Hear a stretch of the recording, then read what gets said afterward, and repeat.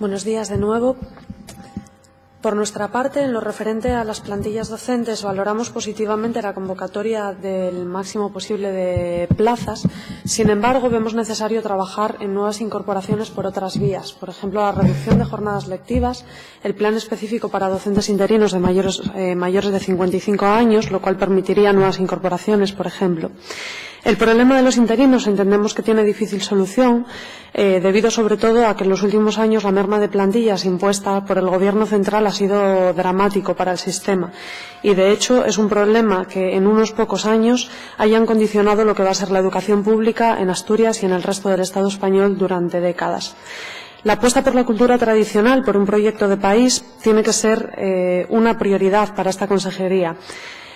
En lo referente a la inclusión de los estudios de música y danza tradicionales en los conservatorios asturianos, entendemos que tienen que darse itinerarios en igualdad de condiciones respecto al resto y no creadas como especialidades independientes que hagan de la cultura asturiana un gueto también en ese ámbito.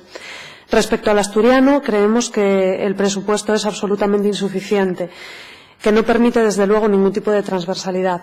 Estamos hablando de algo más importante que cumplir la Ley de Promoción y Uso. Estamos hablando de garantizar los derechos lingüísticos de todos los asturianos, garantizar nuestra historia y garantizar, por supuesto, nuestra propia memoria.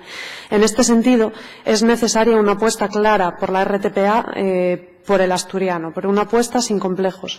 No podemos decir que estamos a favor de nuestro patrimonio lingüístico y arrinconar a la lengua en programas de humor, haciendo simplemente doblajes de películas casi como algo coyuntural, circunstancial o anecdótico. Respecto a universidad, el presupuesto destinado a universidades en 2016 sufre un ligero aumento con respecto al ejercicio anterior. En el cómputo global, la Universidad de Oviedo recibe 1.926.792 euros más del Gobierno autonómico. Es necesario remarcar que desde el año 2010 la Universidad de Oviedo ha visto reducido progresivamente su presupuesto desde los 220 millones hasta los 193 del año 2015, por lo que, teniendo en cuenta que, por aplicación de la legislación vigente, en el año 2013 la Fundación Universidad de Oviedo pasó a ser un medio propio y, por tanto, su contabilidad pasó a formar parte de los presupuestos, estamos hablando de unos 34 millones menos en el periodo comprendido entre 2010 y 2015. En estas condiciones, la Universidad ha sufrido fuertes medidas de ajuste, entre las que se pueden destacar el cierre de las instalaciones en periodos vacacionales, reducción de horarios de apertura, subida de tasas académicas, recortes en calefacción, cierre de la biblioteca del Aulario Norte de la Politécnica de Gijón, etcétera, que finalmente, por cierto, fue reconvertida en un centro de estudiantes después de más de 2 meses de encierro.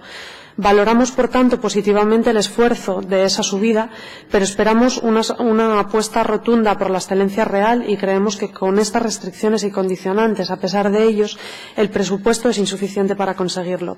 El Centro de Arte de Laboral está incluido en la Ciudad de la Cultura que gestiona Recrea. Recrea le cobra al Centro de Arte aproximadamente, el dato que comentaba anteriormente, unos 148.000 euros en concepto de suministros de energía eléctrica, gas y agua.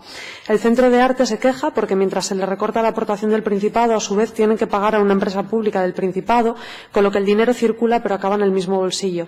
Esta operación solo sirve para maquillar los números de Recrea, mientras el Centro de Arte está asfixiado.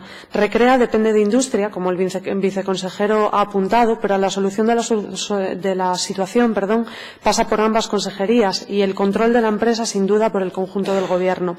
Respecto al patrimonio cultural, el reglamento de la ley ha llegado tan tarde que ya casi era tiempo de hacer una nueva ley.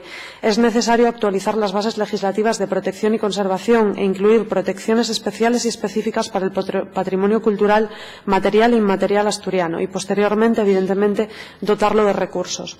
En deporte es necesario desarrollar políticas activas destinadas a la incorporación de la mujer a todos los ámbitos deportivos, fomentar el deporte salud y no solo el competitivo, acometer campañas contra el racismo, la xenofobia, la intolerancia y la violencia machista en el deporte.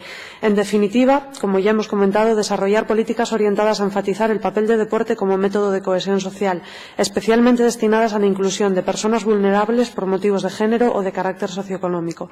Una crítica global al proyecto de presupuesto de esta consejería es que es demasiado continuista, algo que no puede ser positivo en un momento que nos requiere a todos valentía para romper dinámicas y formas de hacer que nunca se deberían haber implantado en un sistema democrático. Aún así, conservo y reitero mi confianza en el talante de la persona al frente de esta consejería para hacer frente a los grandes retos que tiene por delante.